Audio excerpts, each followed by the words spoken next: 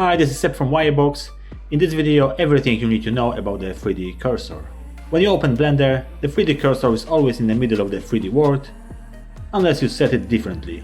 The 3D cursor defines the place where we add a new object. Let's say I'm gonna move the 3D cursor somewhere here, and now I'd like to add new object, and guess when it's gonna appear? In the place where you've got the 3D cursor. The easiest way to move your 3D cursor on the 3D space is to hit Shift and right click on your mouse, and then you can place wherever you like. You can also grab the 3D cursor with Shift and right click and move it around. Additionally, when you're moving your cursor, you can click X, and then it's gonna move on the X axis, the same with Y axis and Z axis. Alternatively, you can click the 3D cursor icon on the left top corner, and then to place the cursor you need to use the left click on your mouse, and the same left click when you grab it.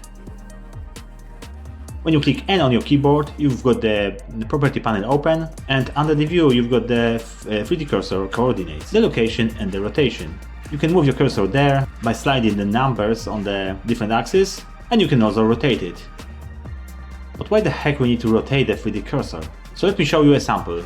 We rotated the 3D cursor, and now we're gonna add an object to the scene, and it's perfectly aligned with all the axes. But in the operator panel we can align our object to the 3D cursor, and our cube changed the rotation according to the rotation of the 3D cursor. So that's one way to align in the objects. Now we can change the rotation again, switch back to world, and then switch back to the 3D cursor. Now the 3D cursor has got its own dedicated pie menu. Shift S on your keyboard and you've got the pie menu on the screen. There's a bunch of options, but let me show you a couple of them. Let's move our cursor and let's select the object. Shift S and we're gonna choose cursor tool selected. And now as you see, our cursor moves to the middle of the selected cube. And now let's say we're gonna move our cursor to the center of the 3D world. Shift S and there is an option Cursor to World Origin. Click this and you've got your cursor in the center of the 3D world. And now when we switch to edit mode, we can use our cursor to move some geometry.